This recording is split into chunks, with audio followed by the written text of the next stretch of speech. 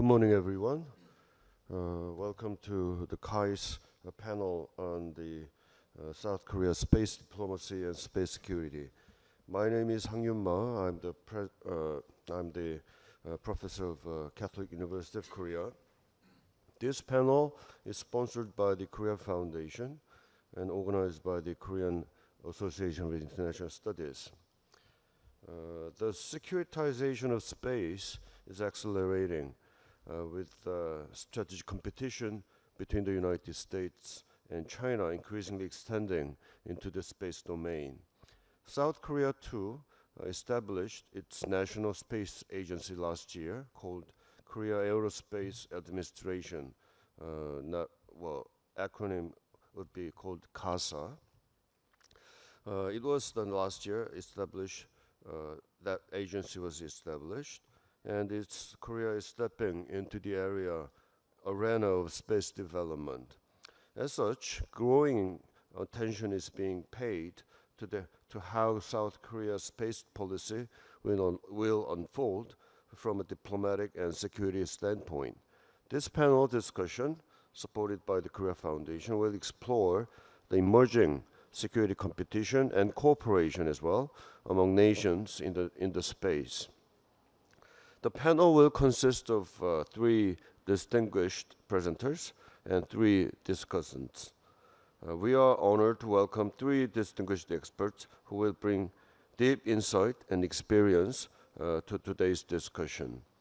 Let me briefly introduce 3 presenters first. Jung Hon-ju, professor of Yonsei University, right next to me.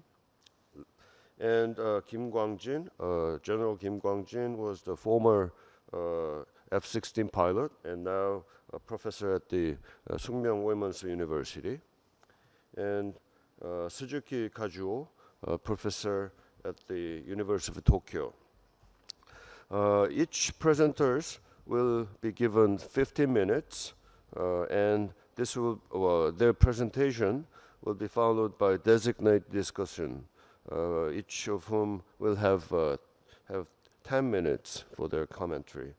And without further ado, I will give the microphone to Professor Jung Hon-ju first. Thank you, Professor Sang Yun-ma.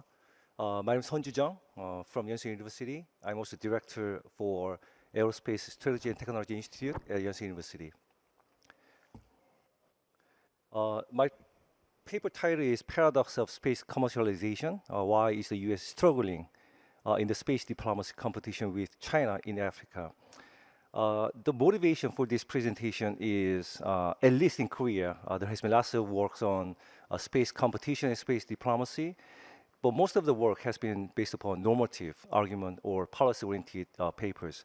So I want to be more empirical research on space commercialization and space competition, focusing on in Africa. The reason I'm looking into Africa is there is a growing concern in the States that the space competition or diplomacy competition in Africa, the U.S. is losing side right now. There is a growing concern. So that's one of my motivation. So as far as the presentation will be organized by 5 components: observation, research question, U.S.-China space competition and Africa, and analysis and discussion and policy implications. Okay. As you might know, there's a growing kind of interest in space, the so-called new space era, which is by definition, increasing role of private sector and engagement in space commercialization. There's growing values in terms of economy and security issues, in combination with the technological innovations, especially space mobility and communication. Remote sensing satellites has a very crucial role in many kind of space economy, and also, as you know, in the Russia-Ukraine war and Israel and Gaza, and also right now the Iranian kind of struggle a few days ago. So this kind of phenomenon is kind of combined with the space commercial, with the weaponization or militarization, has huge impact on the global security and also others. As you know, there's a rapid growth is expected in space economy. It was about $630 billion in 2023, but it's expected within 10 years about $1.8 trillion in space economy. And as you know, the U.S. is a kind of dominant actor in space, but there's a growing concern in the states that America has been losing an comparative advantage vis-a-vis China in Africa. This is a report by now kind of dismantled the U.S. Institute of Peace, and then there's the title is China's space collaboration with Africa, and then in the reports, the researcher argued that U.S. actors, both private and government, are actively engaged in Africa's space sector, but it has not been capitalized in align with the U.S. foreign policy objectives. There's numerous kind of articles and reports that the space diplomacy competition in Africa America is kind of in the losing side. So that's my observation. Africa is, you might not know Africa much about the space sector, but space sector in Africa is very small. But at the same time, there's huge significance in Africa in space diplomacy and space kind of economy. First of all, is the continental size. Africa is a huge size, and it's very crucial for ground infrastructure, for space situational awareness and satellite control. We should have ground stations to control this satellites and others. So the size matters, but also economic potential. The African space industry is very minuscule. In 2021, about $19.5 billion, but it is expected to grow in $22.6 billion in next year. Also, it's very important for the numbers, the so-called politics of numbers. Africa's political weight is essential for global space norms and standards and platforms as well. I'm sorry, yeah, I have to use both of this one. So, okay, and so China is rapidly catching up with the United States in space domain, but at the same time, the U.S. still maintains a competitive advantage in many areas, space launches and other the number of satellites as well. But what I find is the U.S. is struggling in space diplomacy with Africa. So what accounts for the difference between the U.S. and China in their approaches to space cooperation and diplomacy with Africa? So my core argument is the paradox of space commercialization. Space commercialization has increased hugely the U.S. space power in many areas, but the commercial itself per se actually have a huge negative impact on space diplomacy, because the commercialized space is good for the space power in general, but it's very difficult to use space power, space kind of capacities for the diplomatic purposes, which is specifically in Africa. But I think it's a huge implication for other areas too. So because of time constraint, so there is a huge difference between US and China in terms of many technical issues. Launches, the US is by far the dominant actor in space. And the satellite, you see almost 70% of operating satellites is owned by and controlled by the United States, while less than 10% is controlled by China. GNSS, which is the GPS, the US version of GNSS, Global Navigation Satellite System, is quite old technology, but it's modernizing right now. But the Beidou, the China's GNSS, is kind of more accurate and more powerful in many sense. And in terms of space diplomacy, US focus more on the Artemis Accords, which is a kind of space norms and the best practices, how we, when you're doing the space activities. But China used that more kind of BRI, the Belt and Road Initiative, and International Lunar Research Stations and Tiangong stations. They are more practical and more kind of useful in many, especially developing countries. In terms of the space in Africa, you might not know much about the space economy, space kind of capacities in Africa, but there's many African countries are engaged in the space sectors right now.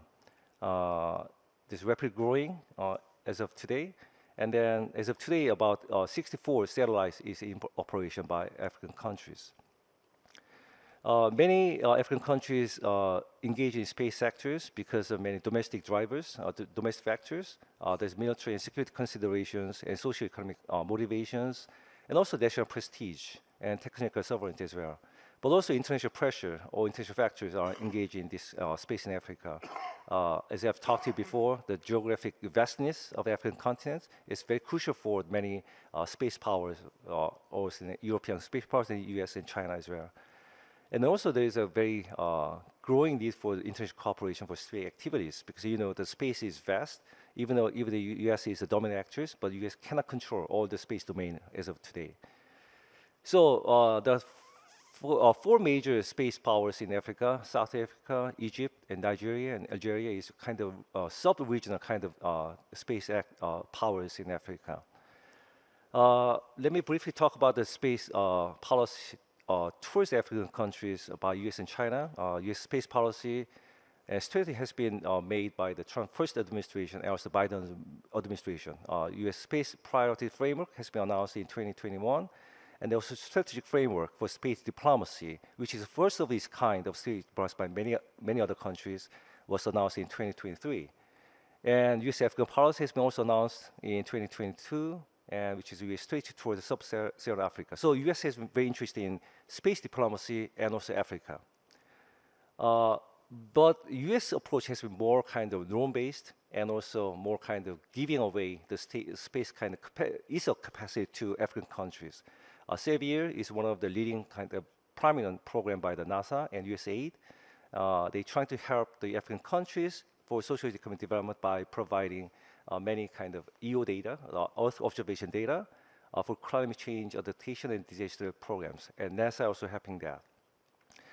China is more practical. China's the approach is more manufacturing centers and policy kind of helping African countries with more kind of substantial kind of help, focusing on the space infrastructure development. China helping African countries launching is the first of is the country's satellite as well, and also they China connect the Belt and Road Initiative in this space cooperation. So. US is focusing on the space utilization state norms, while China is focusing more on the space manufacturing and human resource development and networking with African countries. So there's very few kind of data, but from the 1998 to 2023, the African satellite contract value is about $4.7 billion US dollars, but the US share is only about $250 billion, while the China and Russia combined, they received a contract about the amount of the US dollars of $1.4 billion. So the US is definitely underperforming in space cooperation with Africa. So I'm asking why that's the case. So as an international political economy scholar, we always ask willingness and capacity. So US, the first expression might be the US has the capacity but lacks the motivation. Maybe the Africa simply does not rank high on Washington's space diplomacy agenda, but this is not really the case. So U.S. acknowledges Africa's strategic relevance and engage through multidimensional cooperation, including foreign aid. So next explanation might be not the lack of willingness, but lack of capacity. So I argue the lack of diplomatic capacity U.S.-Africa space cooperation despite its overall advanced space capabilities. So the question is not whether, in my view, not whether U.S. has space power or capacity to help the African countries, but from the African perspective, the issue is not whether the U.S. possess superior space capacities, but whether those capabilities, capacity can be effectively leveraged by African partner countries in a ways that align with their own national interest and development goals, or even the national elites' personal interest as well. So in that sense, China's cooperation model, although based on the relatively lower technological capacity, often offers more immediate and tangible and localized benefits. So that's my argument. So what's the reasons? So that's okay. The time I'm going to skip a little bit. So I try to look at the real meaning for African countries of the space commercialization. Space commercialization significantly enhanced U.S. overall space capacity and space power. However, the same commercialization has paradoxically limited the US government ability to deploy these capabilities for diplomatic and strategic purposes, especially in the region like Africa. Especially the cislunar area, the Earth and Moon space, where the immense economic and military values are created, which is commercialized and increasing by the private actors. So that's the, in that sense, the US is really hard time to engage and utilize this commercialized space to diplomatic purposes. So there are three dimensions I try to look at of the paradox, which is budget constraint and limitations on cooperation, norm-centered cooperation. So as you can see, there's a strong budget constraint of NASA. This is one of the civilian space budget is decreasing and stagnant and decreasing right now. And NASA, as you know, there's lots of problems right now. And then NASA is trying to prioritize the deep space, the beyond the moons. So where the cislunar area has been commercialized and there's a lack of diplomatic power to use the civilian kind of space program to help developing countries. The second is limitations on cooperation. US focus more on the data services and norms, less on manufacturing and infrastructure and human resource development. So they have difficulties in promoting infrastructure development and capacity building due to commercial imperatives because of concerns over intellectual property protection and technical leakage as well. So and also they're trying to use the space cooperation based upon the commercial and transactional lens. So that's one of the reasons why I think the USA has been less capacity to space cooperation here. Third one is norm-centered cooperation. US pushes from the space norms. They're trying to emphasize the universal norms, transparency, and best practices in space activities, which is quite different from the African countries' priorities. So that's the reasons why China is more kind of practical, give more practical benefits to the countries. So that's the reason why African countries are more willing to cooperate with China instead of the United States. As you can see, that as I've talked to you before, there are major four or five countries, African countries, engage in private, the space activities. But those regional powers, like let me see. As you can see, right, South Africa, Egypt, Senegal is participating in the China-led IRRS partnership, while only the Nigeria and Rwanda, Angola, which is less powers in space powers in Africa, are cooperating with the United States. So because of this budget constraint and limitations of cooperation activities and norm-centered cooperation, I think that space commercialization actually contribute significantly to enhancing US space capabilities, but there's a strong trade-off between the space, commercial space, and diplomatic kind of ways to help those African countries. So space commercialization, I think has become, at least in the short term, has become more of a stumbling block rather than a stepping stone for US space diplomacy in Africa. So that's what I think there's a strategic dilemma for US to use their space capacity to having cooperate with the developing countries as well. So let me conclude by saying that US-China competition in Africa is not just African issues, but it reflects broader trends in space diplomacy in their competition. And also this paradox of space commercialization shapes the effectiveness of the US strategy.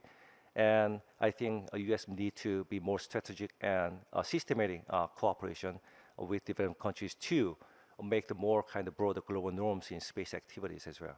So finally, the implication in South Korea. I think in South Korea, as Professor Ma said, that CASA is just established last year. But we need to more align with space diplomacy and space R&D and industrial policy to use that space, South Korea emerging space power to kind of use that as a diplomatic purpose as well. So in South Korea, I think I might say that South Korea Foreign Aid, ODA, and Human Resources, South Korea GKS, Global Korea Scholarship, and also South Korea use that kind of helping those developing countries by leveraging this kind of cooperation for UN diplomacy as well. Okay, let me finish here. Thank you. Okay, thank you very much. Professor Jung touches upon the commercialization of competition between US and China in terms of space development. And he also focuses on the relationship with African countries. And he concluded that the United States seems to be falling behind in those race with China. Okay, our next presenter is Professor Kim Kwang-jin. Okay, nice to meet you. I'm Kwang-jin Kim at Sungmyeong Women's University. I'm going to talk about the space policy challenges in East Asia. I think space security environment is a very interesting topic, specifically in East Asia. As we know, there are three major space powers: US, China, and Russia. Among those countries, China and Russia are geographically located in East Asia. US had very important allies in this region. Also in this region, Japan has very dedicated experience of space science and space technology. South Korea also emerging space power. Also, North Korea continue to trying link its own nuclear missile capability with space-based activity. So the space security environment in East Asia have all dimensions of global space concern. That is motivation of my presentation. Here is my outline of today's presentation. I firstly talk about global level challenges. Then I introduced how Ukraine war revealed space security challenges. Then I will a little bit talk about the East Asia's separated individual countries' space policy. At this time, I exclude South Korea and Japan because those two countries covered by other presenters in this session. And finally, I talk about the emerging challenges and little policy recommendations. Firstly, I talk about global level challenges in space security. One of important and major global challenge is military satellite operation and military competition for space dominance. In this challenging point, one aspect is the major space power engage in military competition for satellite and other things. Also, those US, China, and Russia, those three countries enhancing each own military space posture by establishing space force and other military organization. Also, France, India, and Australia expanding investment in our space power. So, space becoming warfighting domain and contested domain. And in this same challenging point, the other aspect is militarizations of space include civil and commercial space assets. For example, China pursues military-civil fusion strategy. So China leverages civilian and commercial space technology for military use. United States also published the commercial space integration strategy and tried integration of commercial satellite solution into military operation. So there is a broad trend of convergence between commercial and military space sectors. There is first major challenge. Next major challenge is worldwide threat to space infrastructure. One of the most important space infrastructure is space-based navigation system like GPS by USA and GLONASS by Russia. But as you know, in Ukraine war, both GPS GLONASS system interfered in the wartime. Also, the GPS jamming occurred in peacetime. Russia engaged GPS jamming in Syrian civil war. Also, North Korean still engaged in GPS jamming at any times. So, space infrastructure confront space security challenge. Next major challenge is space technology competition, specifically between hypersonic weapon technology and satellite-based surveillance technology. In terms of hypersonic weapon technology, China already tested hypersonic missile using fractional orbital bombardment system. And Russia also equipped ICBM with hypersonic weapon. So hypersonic weapon technology exploits limit of current satellite surveillance system. But in this major challenging point, the other aspect is the space-based surveillance technology issue. So, okay, here is my point. Okay. Yes. In terms of the satellite-based surveillance technology, the U.S. invested a lot of things those issues for homeland defense. So, U.S. Missile Defense Agency developed the HBTSS, hypersonic and ballistic tracking space sensor. Also, SDA, the Space Development Agency, also developed PWSA, proliferated warfighter space architecture like this. So other major defense company also provide some new idea, next generation over persistent infrared system. So DARPA also engaged the blackjack system. Also, all of these programs getting together, becoming one component of the Golden Dome U.S. missile defense system.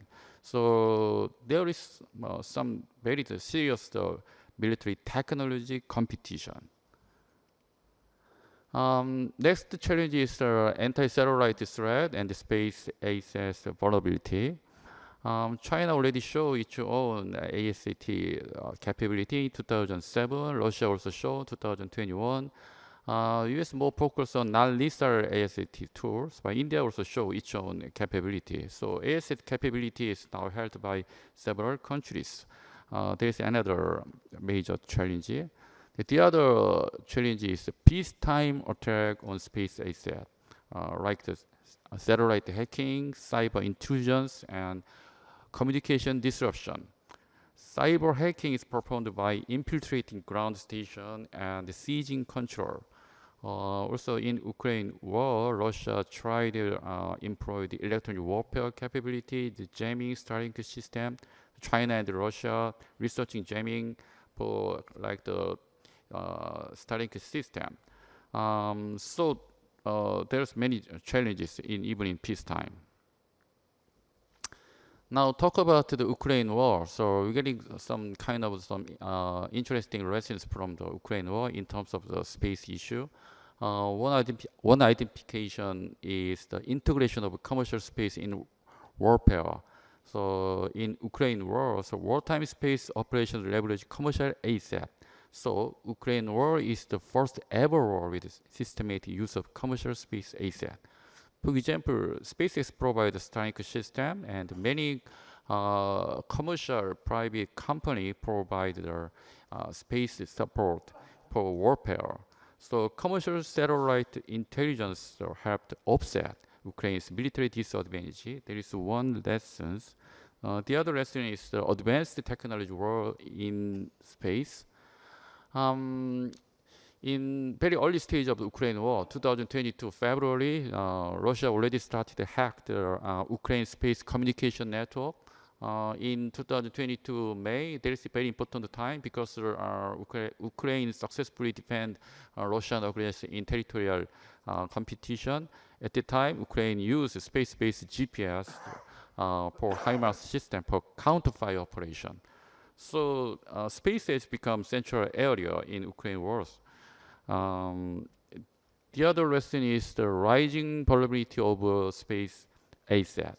In Ukraine war, in April 2022, the Russian Security Council Deputy Chair Medvedev says they're threatened to target Starlink system. It means all space assets, including commercial assets, confronted threats from the cyber and electronic warfare, also physical threat.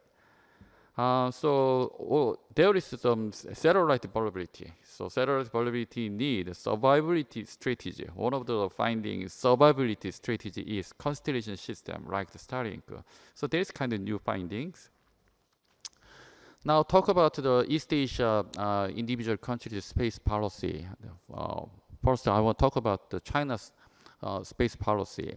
China making rhetoric of the peaceful space use, but China possesses one of the world's most advanced anti-satellite capability, and China's assertive space strategy is one of the reasons of the now emerging space arms competition. Now talk about the United States. As you know, U.S. had a lot of thousands of satellites in the orbit, and the U.S.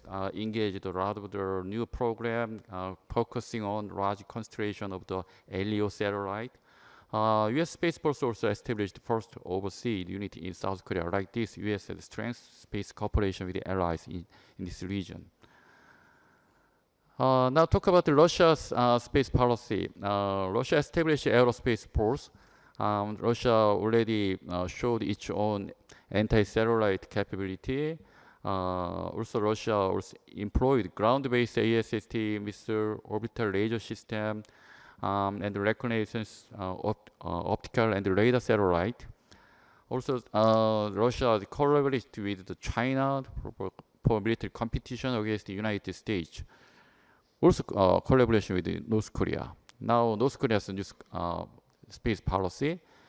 North Korea has simultaneously increased its own satellite capability and long-range ballistic missile capabilities.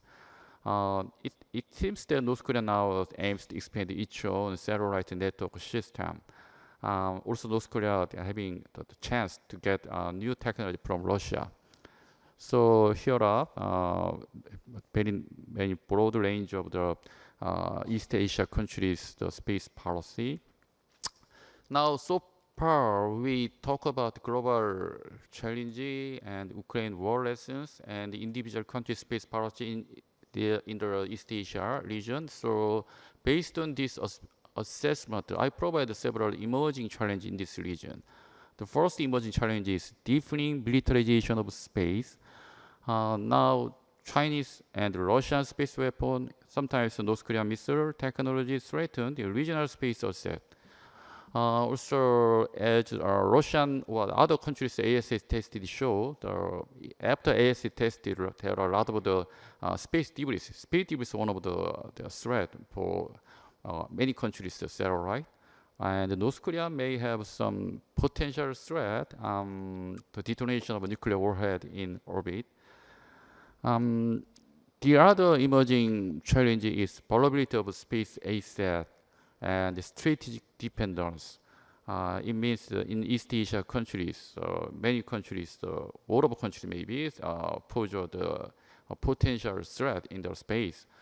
So some cases, like the South Korea and Japan, may need more depend on U.S. space asset. It is the strategic dependence. So great dependence on allied space asset, heightened strategic vulnerability.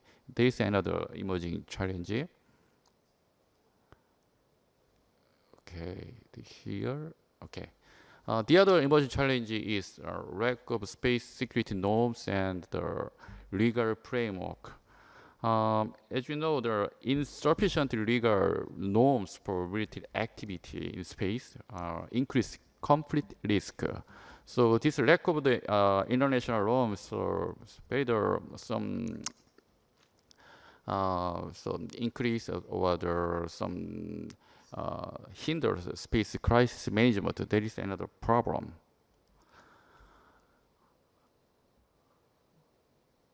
Okay. My final finding is the proliferation of high-end technology and the rise of new state actors.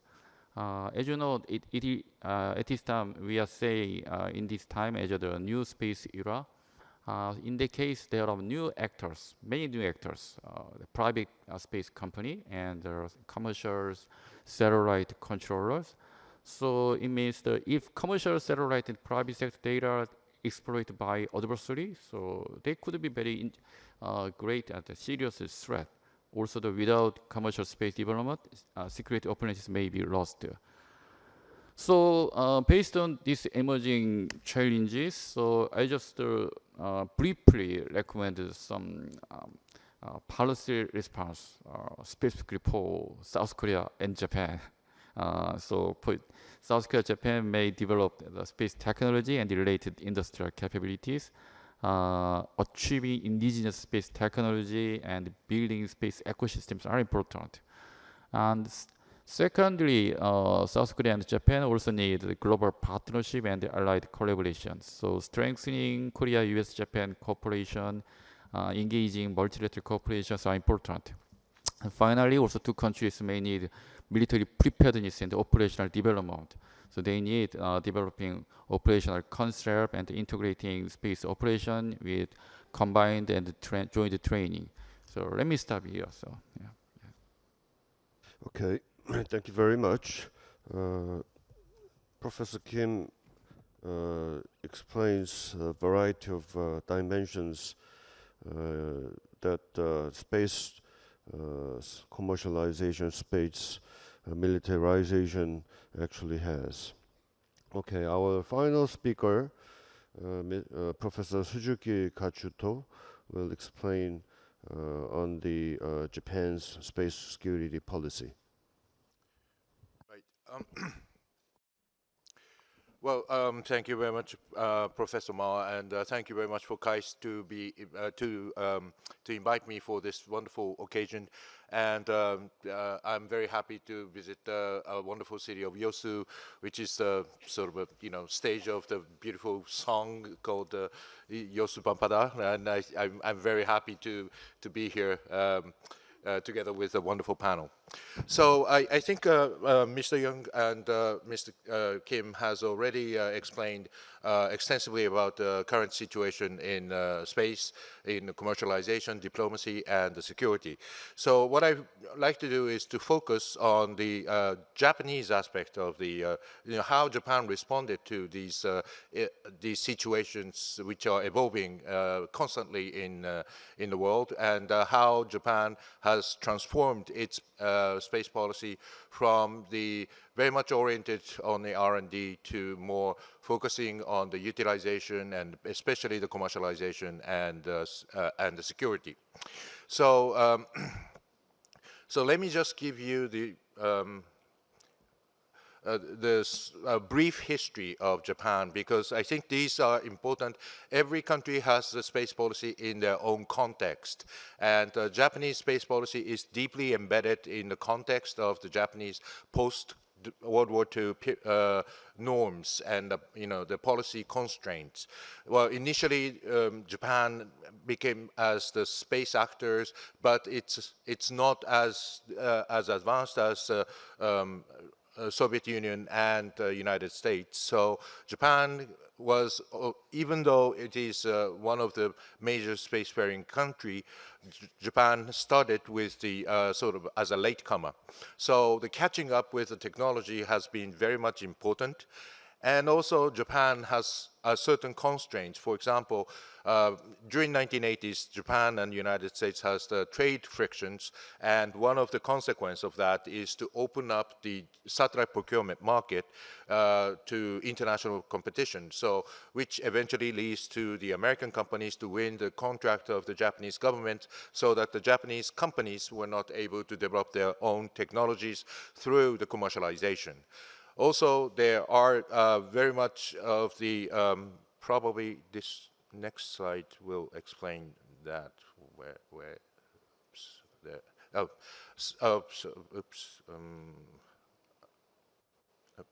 no. So the Diet resolution in 1969 is being the major force to constrain the Japanese use of space for the military purposes.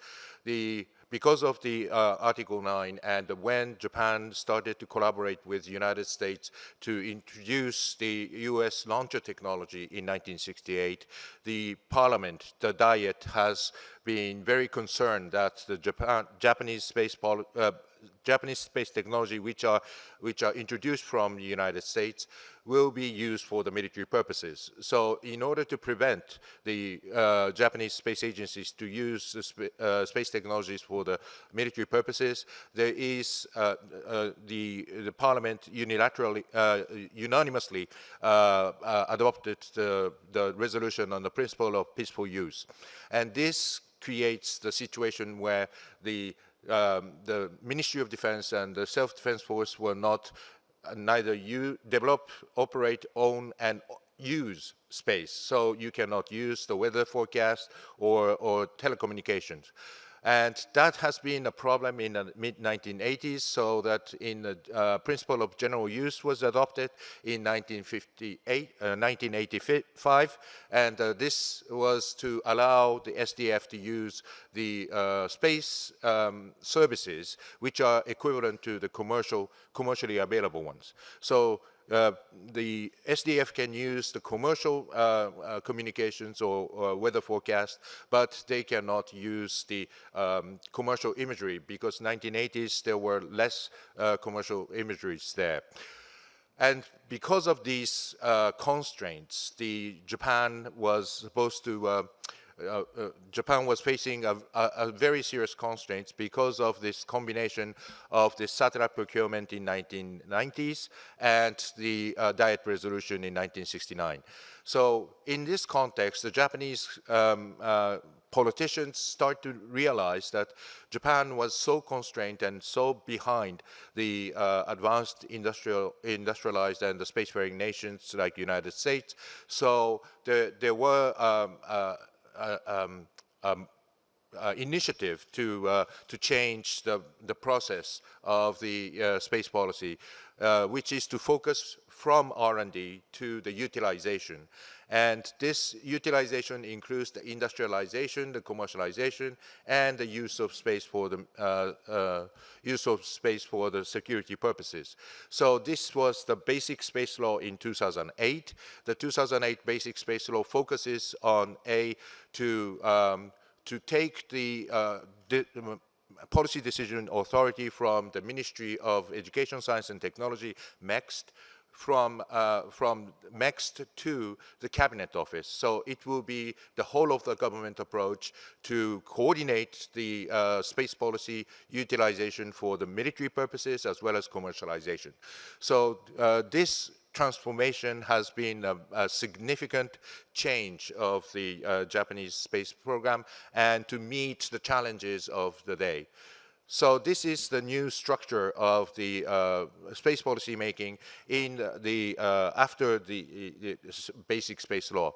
Basic space law take out the decision-making authority from the MEXT to the Cabinet Office. Cabinet Office is directly managing as a secretariat of the Cabinet. So the final decision-making will be done at the cabinet level, called the Strategic Headquarters for Space Policy, or SHSP. And this SHSP will be the final decision-making body, but the reality is that this is a cabinet-level meeting, so that they don't discuss in the details. All the details and the policy-making for policy formulation will be done at the Cabinet Office. And the Cabinet Office is associated with the National Space Policy Committee, which is I am honorably a member of, and this Cabinet National Space Policy Committee will be the sort of a think tank for the Cabinet Office to advise the continuity and the details of the space policy of the day. So the combination of the Cabinet Office and supported by the National Space Policy Committee will be the sort of a center for formulation of the space policy and the space budget. And then you have the whole bunch of ministries underneath the Cabinet Office. Cabinet Office is going to organize and coordinate the different use of space program, including the Ministry of Defense. So the Ministry of Defense is under the coordination of the Cabinet Office, and it is coordinated for the space diplomacy and the space security. And the Cabinet Office is the one to formulate the certain regulations for the security use and also the commercial use. And this is the sort of a characteristics of the general approach. The first, the whole of government approach is one of the major characteristics of after the after the Basic Space Law in 2008. It is no longer space is no longer the sphere of military or R&D. It requires the whole of government approach, including the Ministry of Agriculture, Ministry of Transportation, etc., because they are the users. They are the users, and you need to provide the budget for providing the services from space, so that the space industry can test and to mobilize their resources to prove that their services are useful for the public services. So this will create more market opportunities in the commercial sector. So this is different from the commercialization approach from the United States. The United States, the commercialization approach is primarily focusing on the venture businesses. You know, the business are finding the customers by their own. But in case of Japan, it is the government who provides the opportunities for the Japanese industry to test their services. And increasingly, the Japanese budget is shifting towards this utilization and the support of the venture businesses. For example, in 2010, the Japanese space budget was roughly about 300 billion yen. But today, in 2025, the entire budget is 800 billion. So it is more than doubled in the 10 years. And 300 billion of this is basically targeting the support for the space ventures to develop their own businesses. The other characteristics is the high-level political decision-making headed by the Prime Minister.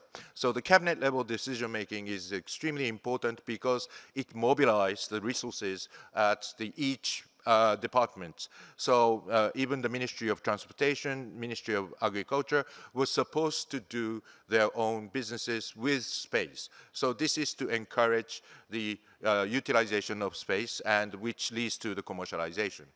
The promoting the space utilization through including security. Because of the 1969 Diet Resolution, Japanese government were not supposed to do space, and the Ministry of Defense was hindered from space. But the public sentiment towards space is still not so friendly to the military use of space. Therefore, the Basic Space Law includes the Ministry of Defense as one of those user ministries to lower the profile of the military use of space, and to make sure that, you know, the Ministry of Defense will have the opportunity to engage in space. The promoting the diplomacy with the space capabilities.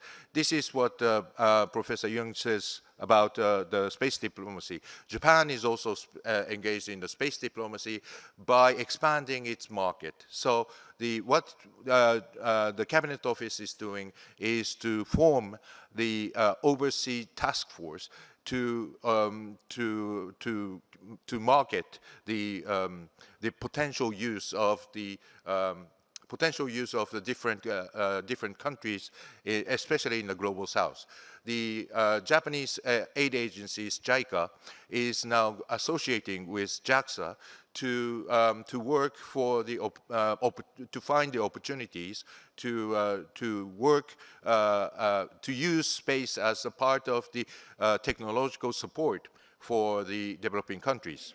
So one of the results of this overseas task force is the Japan launching the Mars probe, the Mars orbiter, by UAE. UAE is one of the most enthusiastic country in the Middle East, and UAE has, we understood that UAE was interested in developing the satellite for the scientific purposes, and this overseas task force was able to engage with the UAE policymaking, and then we were able to use to gain the contract with the UAE. Also, we are now working with Rwanda, we are working with Egypt, we are working with Ethiopia, etc. And this is, again, as Professor Jung has mentioned, that this is to countermeasure or counterbalance the Chinese expansion of the influences in those regions. So this, again, is another method and a result of the basic space law for aiming at developing the diplomatic capabilities. And industrialization by improving competitiveness. So this, again, is another aim for the commercialization. It's not just, gaining the, investing in the space ventures, but the most important thing is the commercializations and the competitiveness. So the reason why the decision-making process is becoming as a whole of the government is, again, to provide the, to use the user ministries as the test bed for the new technologies and new services. And finally, the improving technology through R&D. So even though we are taking the authority out of the Ministry of Science and Technology and Education, we are still focusing on the R&D. The 300 billion that I explained in 2025, the 300 billion yen, which is dedicated for the R&D in the to support the R&D of the space ventures, focusing on the R&D, but it is setting up the stage gates each year that the ventures have to prove that these technologies can be marketable, can provide the commercial services, and can be competitive. So these are the basic understanding of the way in which that Japan is trying to build up its space diplomacy and the space security purposes after the basic space law, and this experience may have some resonance to the South Korean space program. So I'll stop here and looking forward to more discussions. Thank you. Thank you very much, Professor Suzuki. He gave us a very broad picture of how Japan developed its space policy from the 1960s to the current time, focusing on the history, current focuses, and characteristics of Japan's policy. Right, now we have three discussants. Right next to me, Professor Choi Sil-ah from Sungsil University, and then Professor Jo Kwan-heng from the Iraq Air Force Academy, and finally Professor Lee Soo-mi from the University of Hawaii. I'll give them 10 minutes each. All right, good morning, everyone. I'm Sila Choi from Sungsil University. First of all, I'm very pleased to join this panel as a discussant. I really enjoyed reading Professor Jung's paper and learned a lot about the space diplomacy of the United States and China. While I'm not an expert on space diplomacy per se, as someone who studies international conflict and foreign policy, I really appreciated the opportunity to think more about this topic. One of my major takeaways from this work and the entire presentation is that space development isn't just about technology or science. It actually has deep political implication. We have already seen with the Starlink SpaceX satellite internet system, which basically became a lifeline for battlefield communication in the war between Ukraine and Russia. And recognizing this potential, China has been actively using space diplomacy as a foreign policy tool. In recent years, its satellite capability have grown rapidly in both quantity and quality. The number of Chinese satellites has more than doubled in just 4 years. And through the initiative of the BRI, China has also signed the space cooperation agreements with the countries in the global south, including African countries, helping them building a satellite infrastructure like ground control station. And it's not just about technical support.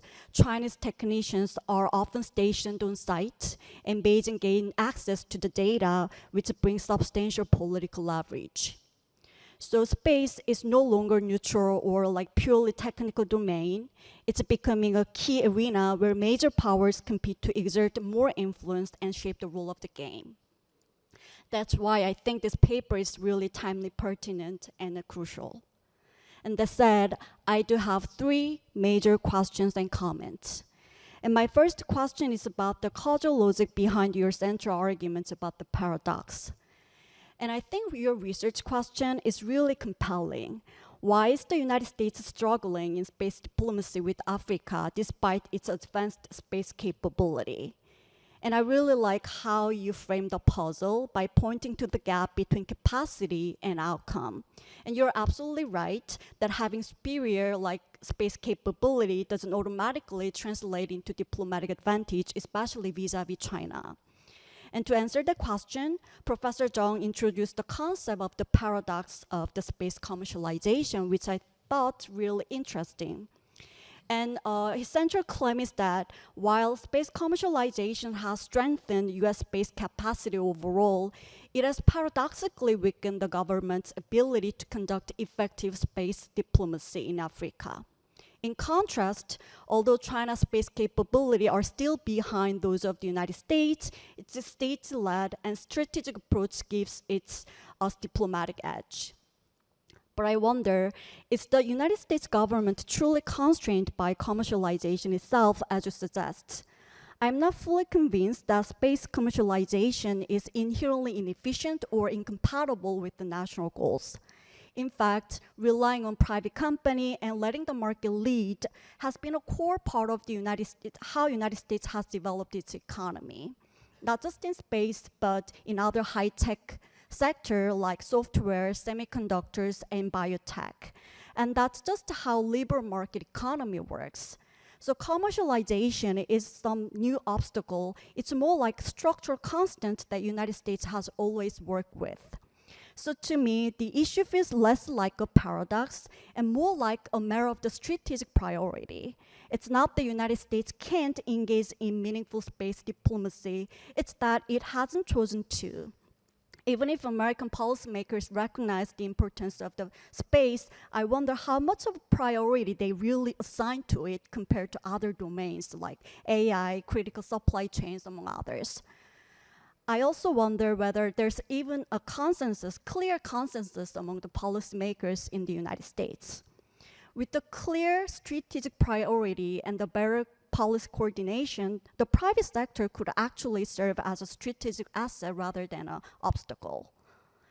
And I think the recent tension between Elon Musk and Trump really illustrate this point.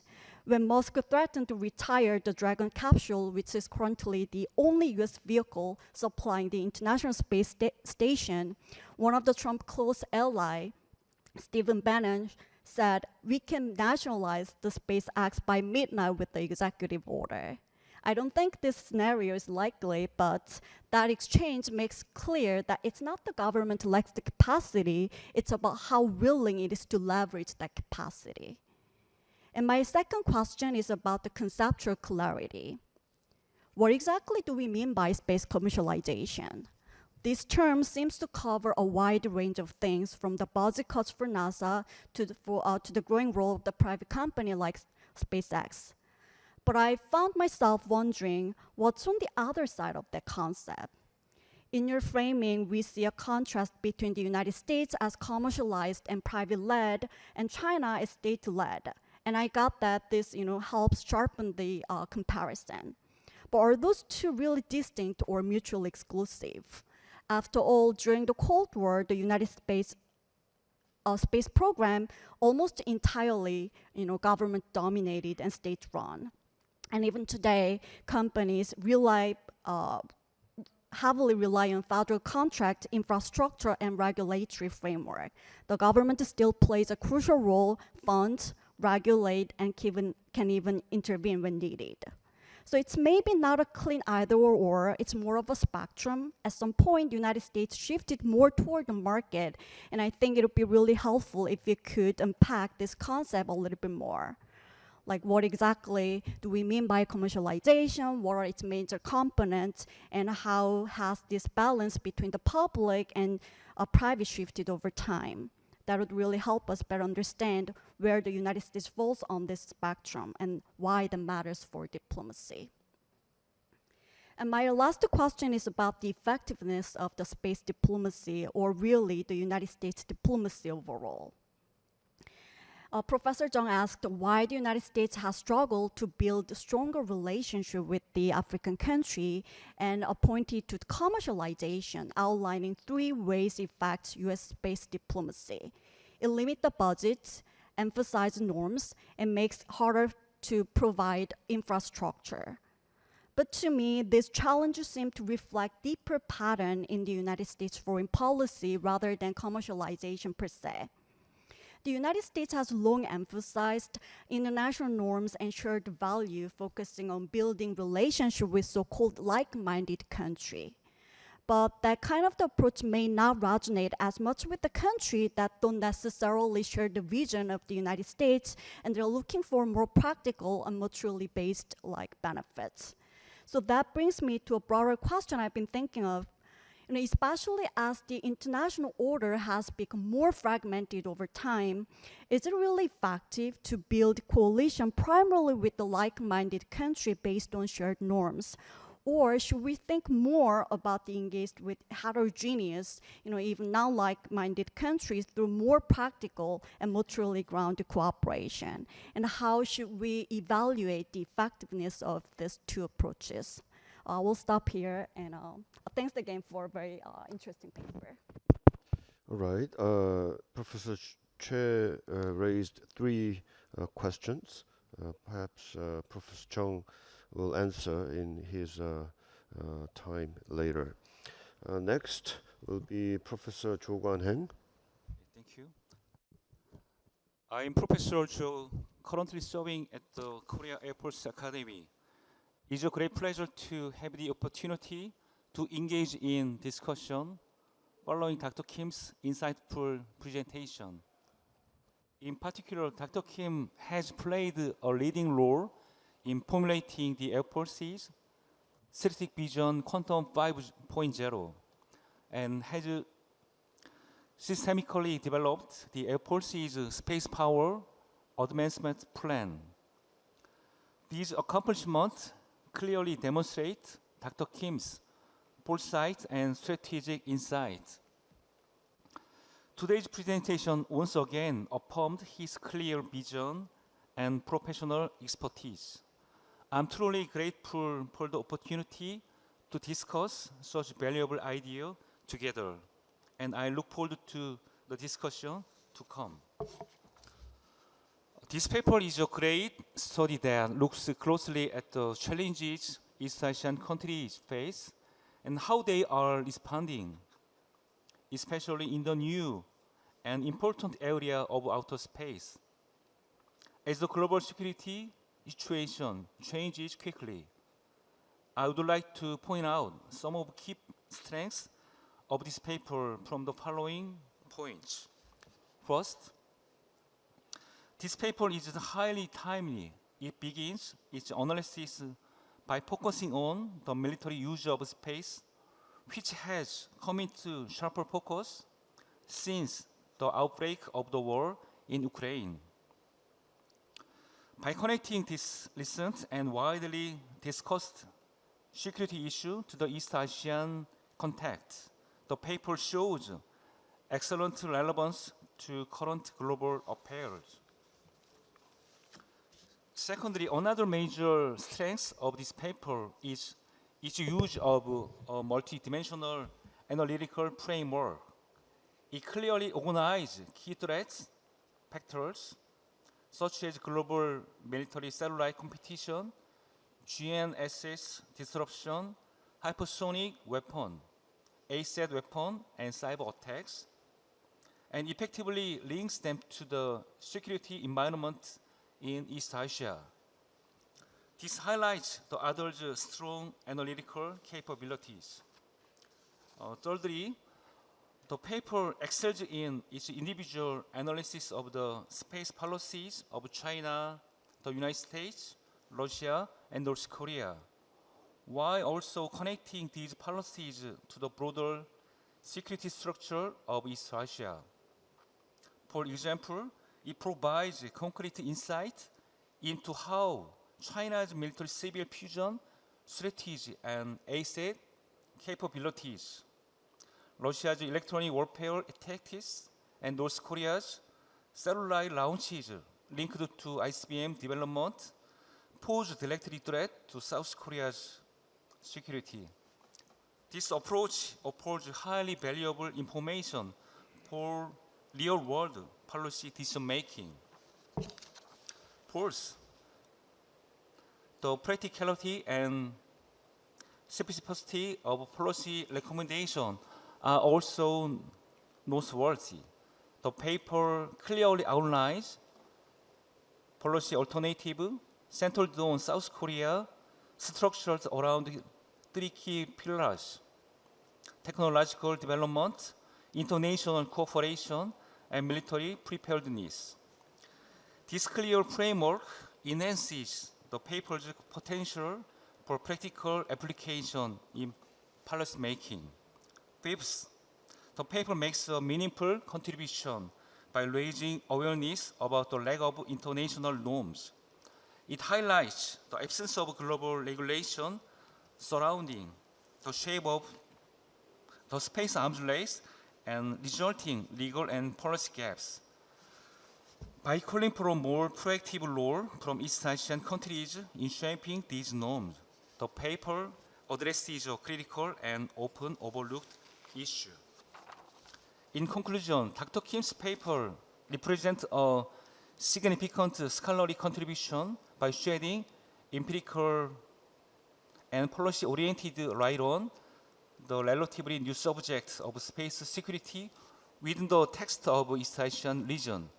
It is our hope that this study will serve as a solid foundation for future research and policy discussion on the topic.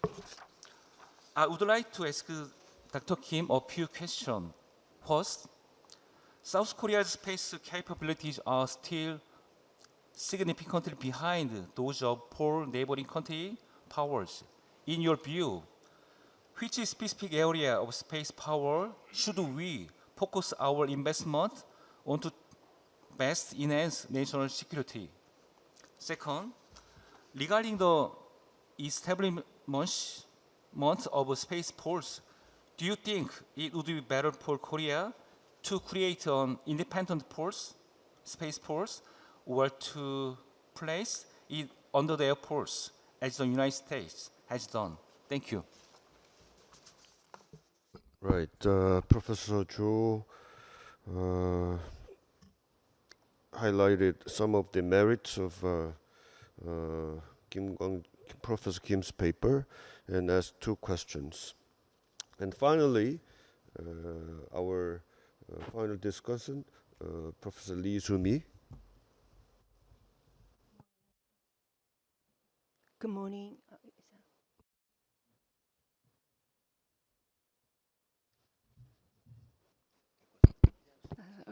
Sorry.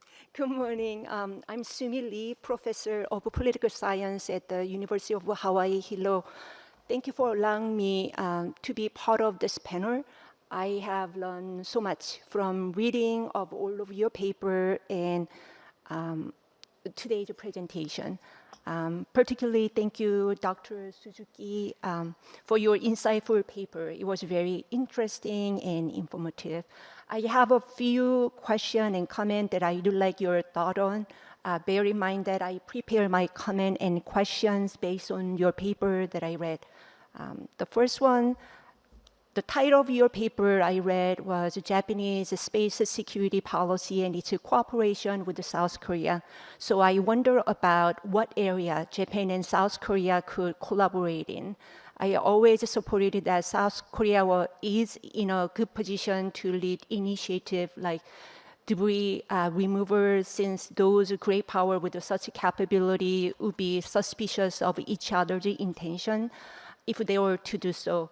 In your paper, you discussed that Japan's private company Astroscale, along with JACA, is already in a motion to take on the responsibility of removing debris.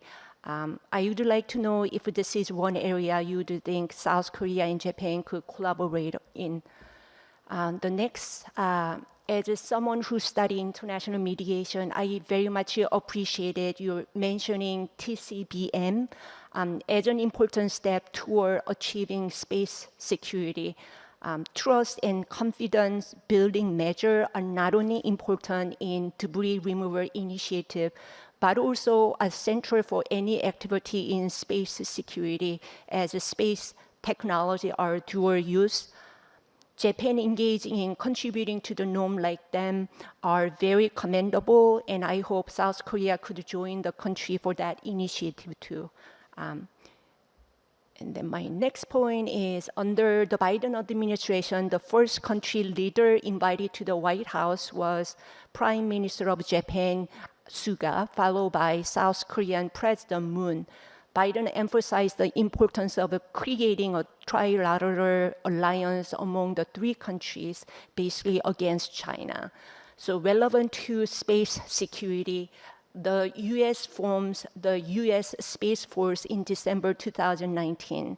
In South Korea, several units dealing with the space security were integrated into the Space Operations Squadron under the Air Force in December 22, which was expanded and renamed to be the Space Operations Group in June 2024. You mentioned in 2026, Japan will change its air self-defense force to the aerospace self-defense force. Both Japan and South Korea are part of the Artemis program led by the United States. This is their scientific collaborations. I'd like to hear from you about any possibility of the security alliances forming in the domain of outer space through these specialized military units. I have two more comments. The second last one is about the threats to satellites. Whether they're intentional or unintentional, they can damage and disable satellite. To address this, experts thought creating a constellation of a satellite would mitigate potential threat, intentional or unintentional. Constellation of a satellite is also capable of countering threat from hypersonic glide vehicle. Dr. Suzuki, you discussed that Japan and the United States are developing a constellation of satellite named the proliferated warfighter to mitigate the threat from potential hypersonic glide vehicle.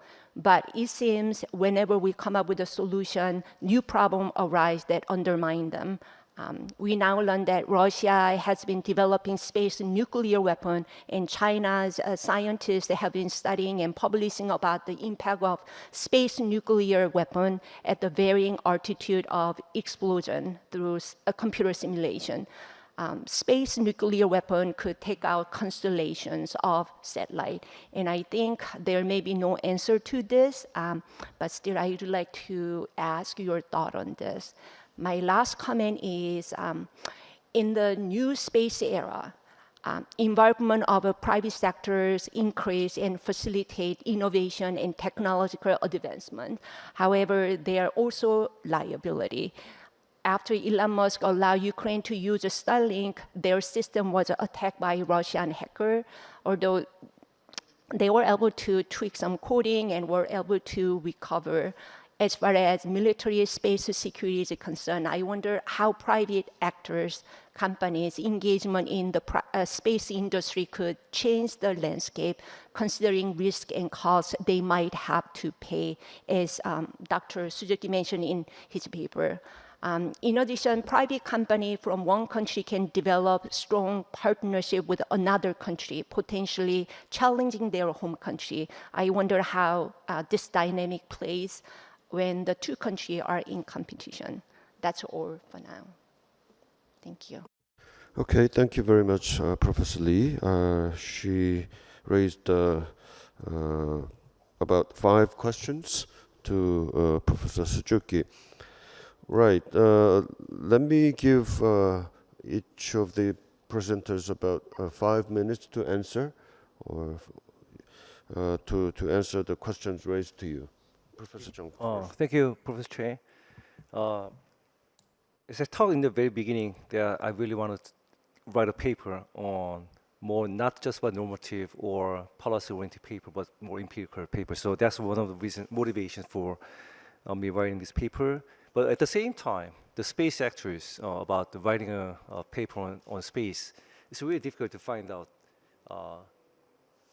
the data, first of data, and also find out the causal mechanism.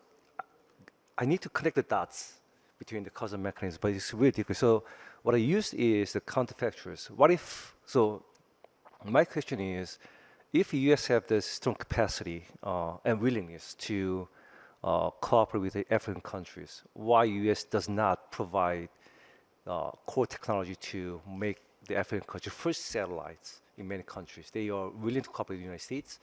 That's one of my beginning of the paper. And also, the other question is, that I've mentioned before, that there's a growing concerns within the United States that US space policy is not coordinated with different kind of West actors.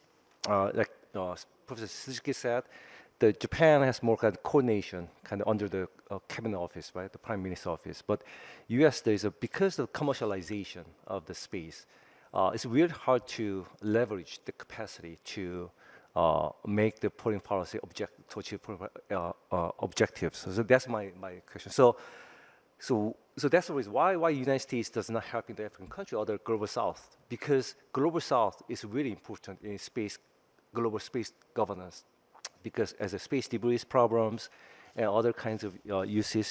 So that's the reason why I think the US have the decreasing capacity. I'm not just about over capacity, but diplomatic capacity and tools to use that space. And then the other point is, second point is, if you say about commercialization, it's not, the commercialization, militarization is not mutually exclusive in this domain, right? Like the AI and semiconductor, these kind of technologies are basically dual use technology. So that's the reason why that it's really, we should not think the commercialization is going against with other kind of space utilization of other phenomena. Space commercialization is basically means about space technologies, and services are provided in market terms.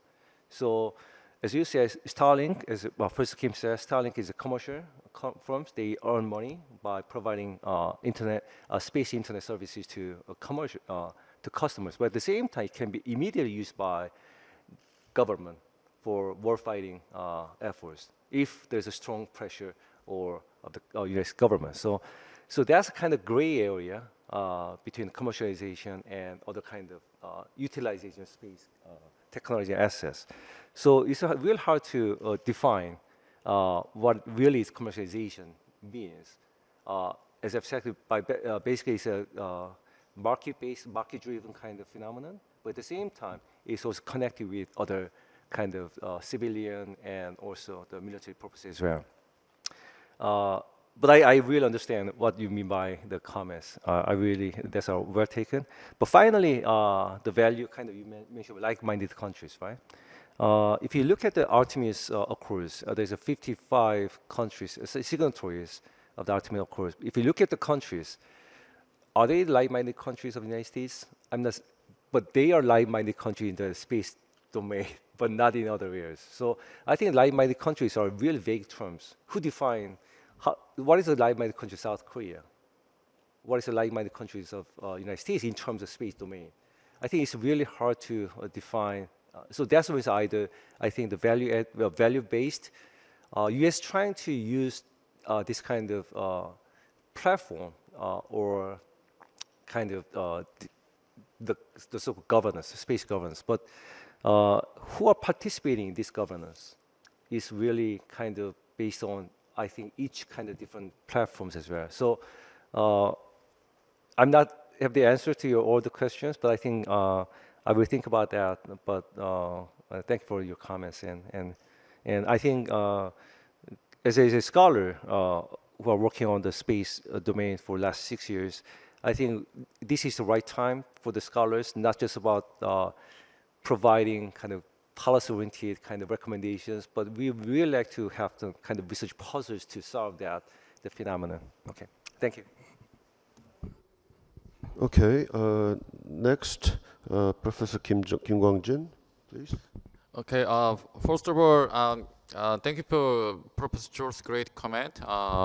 I'm very happy that Air Force Academy already many things in my space related paper. Let me respond to the first question of which area South Korea need investors in space development. In terms of national security perspective, I think the space domain awareness area is the first target area that South Korea need invest. At this time, South Korea already have several space surveillance systems. Also, those kind of areas may contribute to space deterrence. Some countries, so if potential adversaries recognize that their own orbital or space operations can be monitored and observed, probably their operations might be deterred. So that's why the space domain awareness is a very important area. And the other thing is that South Korea have long experience to develop its own satellite program in civil space. Also, South Korea just began the military satellite program. So getting together, so based on integration, so satellite and the payload development program might be the second best area that South Korea very interesting. The second question is the Space Force issue as a new independent service organization. So this is an interesting topic. South Korea may need the new Space Force as a new independent organization in the future. But I think not this time. So at this time, Korean military does not have sufficient military assets. So at this time, Korean Ministry of National Defense as Joint Chief of Staff, firstly, the established, developed operational concept and combined operational framework.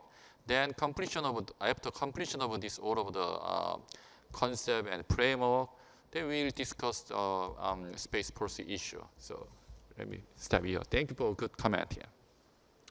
Right. Finally, Mr. Suzuki-san, please. Right.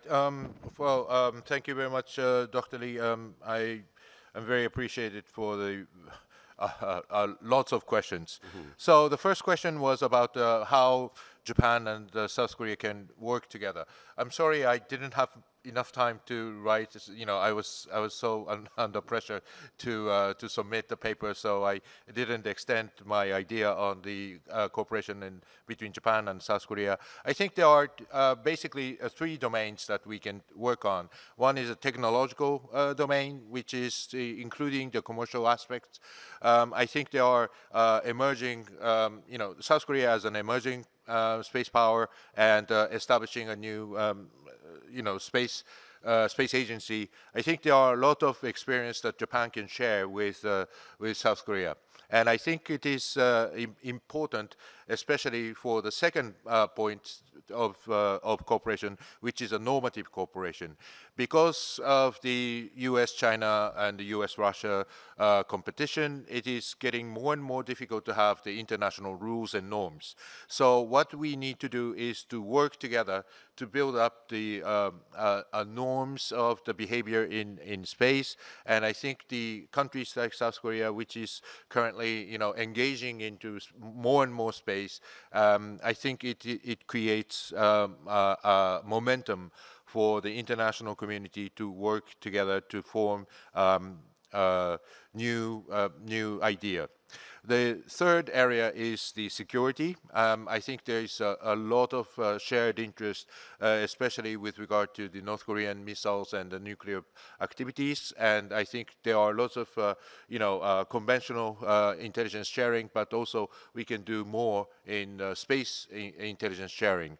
So this, again, is another case, including the United States, that we do share the interest of developing the space capabilities for the collecting information and collecting intelligence together. So I think this is another area where we can cooperate more.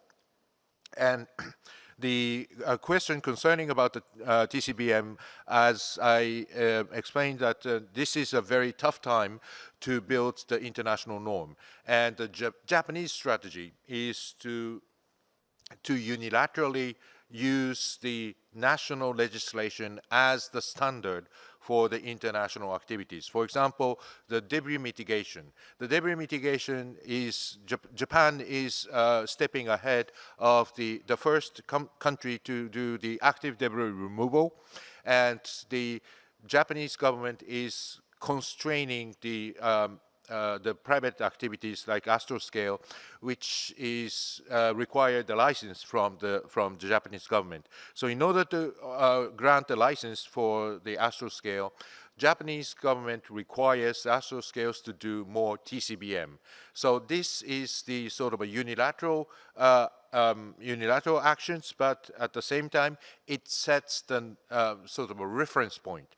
It sets the standard of the international activities. So I think it doesn't have a legally binding power, but at least it has a normative binding power, saying that, okay, if you want to do the debris removal, then why don't you do like Japanese do? So I think this setting up the example, good practice, is an extremely important, and I think this is the area where Japan and South Korea can cooperate together. The question about the space nuclear, space nuclear explosion in space. I think North Korea may use, as Professor Kim has mentioned, North Korea may use the nuclear weapons in space, which is against the outer space treaty. But I think it is very, very risky, because it not only destroyed the constellations Starlink, but also it destroyed Russian satellites, Chinese satellites, and everyone else. So if North Korea wants to take a risk of confronting with China or Russia, then they may use nuclear explosion in space. But normally, I don't think so. I don't think it's going to happen, because it has huge implications for the diplomatic and the strategic relationship of the North Korea with China and Russia. Finally, whether we can cooperate while we are competing in a market, I think it is different. I mean, commercial services are competing against each other, but at the same time, commercial services requires a lot of customers. So in terms of being a customer for the commercial services, I think there are a possibility that Japan and South Korea share the same commercial services together without competition. I mean, we have to distinguish the level of the discussion by cooperating at the development technological level and the commercial operational level, and using as a user level. And I think this is something that is missing in the discussion as being a cooperative users. And I think this is, again, the idea of the basic space law in 2008 was emerging government as the users and the customers for the commercial services. And I think this perspective is important when it comes to the international collaboration. So I'll stop here. Thank you very much. Thank you very much. We have a little bit of time left, so I think I can collect some of the questions from the audience. If you have any question, Patrick, please. Can you bring microphone to him? Thank you so much. An excellent panel that underscores the need for more science and technology teaching in international affairs in general. But on this specific, if I could just ask the three presenters one quick question each, and I'm sorry for that, but Professor Chung, in your excellent presentation, I'm left wanting to hear your sharpest assessment as to what is the strategic risk of the United States failing and falling behind on space diplomacy in Africa. For Professor Kim, I'd like to tease out the idea of the need for crisis management mechanism in space. And let me just give you 2 sentences of background on this. Recently, I've talked with senior Indian and Pakistani officials.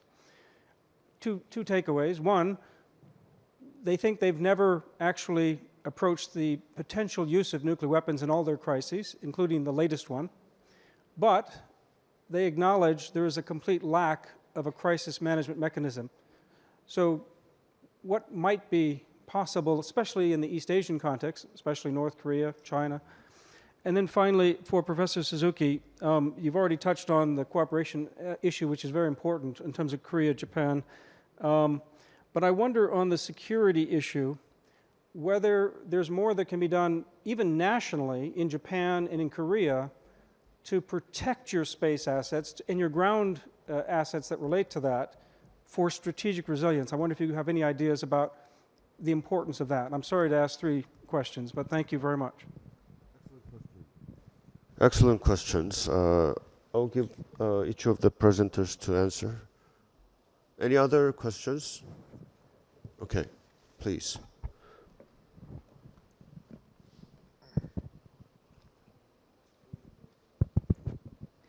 Hi, I am Chisaku Maso from Kyushu University. Thank you very much for this wonderful panel. I really learned a lot.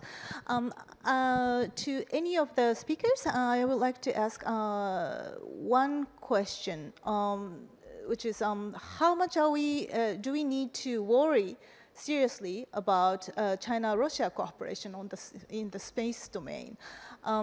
It looks like the war in Ukraine gave a huge impact to their cooperative relationship between the 2 sides. And even before that, the 2 countries have been discussing how to collaborate in the space domain, including the satellites. We know that they have they cooperated with between GLONASS and Beidou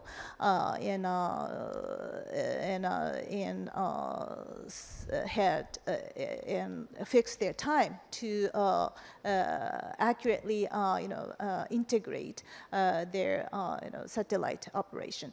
And so in this intensifying international politics, they seem to have decided to further step up their cooperation. But in the space domain, how much do we need to worry about it? Because the panelists who discussed this, their cooperation in Africa also discussed that they do collaborate as well in Africa. So thank you. Okay, let me turn to our panelists to answer those questions. Professor Chung first. Thank you, Professor Crony. And second question, the strategic risk of U.S. less engagement in Africa compared to vis-a-vis China, more immediate strategic risk might be if you think about how the United States can construct this golden dome for the globe, right? I think that in the very beginning, I talked about the continental size of African countries, right? If you're trying to have effective golden dome or next generation kind of missile defense system, you need to have thousands, maybe tens of thousands of space-based sensors and also ground-based sensors as well, and also, as you know, space-based kind of interceptors as well. So I think more immediate strategic risk might be if U.S. try to protect U.S. kind of, I think there should be more of kind of ground-based kind of surveillance system, which means there should be African countries as well, right? So that might be more immediate strategic risk of less engagement of Africa. I mean, not just Africa, global South in general. So that's why in the end, I talked about the more implications of this kind of phenomenon. I think it's kind of also replicated in the Southeastern countries and Latin American countries. U.S. is not involved in much, engaged in Latin American and Southeastern countries as much as it should be, right? So that's one of the more long-term strategic risk might be the global governance, right? As I've talked to you before, the increasing number of spacefaring countries, space powers in global south are cooperating with China. So in that sense, lots of the U.S. trying to make global norms and best practices, but what if the strong powers, space powers in global south, not participating in the United States? South Africa is one of the countries, as I talked to you. Other kind of Egypt, as you say, Egypt is also very crucial actors, space actors in not only Africa but also MENA region, right? The Arab League, and as you say, African Space Agency is established in Egypt as well. So I think in that sense, Egypt is participating in the IR, International Lunar Research Station, with China, right? So that in that sense, the lesser powers, even though the lesser powers, but emerging space powers are cooperating with China, it might be long-term kind of strategic risk from the U.S. perspective. That's what I think.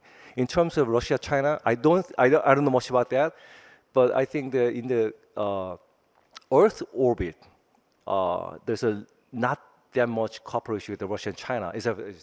Beidou and GLONASS is totally independent. GNSS system, but they are trying to cooperate with the moons, right? As I've talked to you, International Lunar Research Station is basically started with the Russia and China initiative. But as you know, the Russia, because of the Ukraine war, is basically a China-led project. So I don't know much about the Russia-China relationship, but let me ask the other panelists for that. Thank you. Professor Kim? Let me talk about the international cooperation for crisis management in this region. We need the international cooperation for crisis management in this region for space security environment. But as you know, the political situation is very bad. Political trust among some major countries is almost absent, so it's not easy to establish a new organization, a new norm for handling crisis management. But at this time, we have some ideas. We have a common thread in space domain. As Professor Siki mentioned, space debris is the common thread. So probably we can try to make some international discussion convention for this kind of common thread in space domain. So already the China and United States already started kind of some sort of the initiative about this issue. So this kind we have some fundamental. So based in fundamental, we can make some new organization established beyond separate from supply chain. So beyond on the supply chain issues, so we can make some more the common international security issue edge of the space. So that is my current idea. Yeah. Okay, Professor Suzuki, please. Right. So, Patrick, thank you for your question. Protecting space assets is very hard because you know space is exposed. There's no place to hide. You know everyone knows where satellites are. So it can be easily targeted. So the only way that you can protect your assets is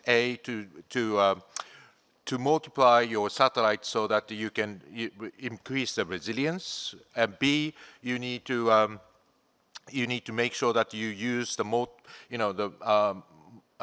cross-sectoral or the multi-domain deterrence. So if you shoot our satellite, we'll do this and that. So this sort of deterrence is having a certain effect between Japan and the United States.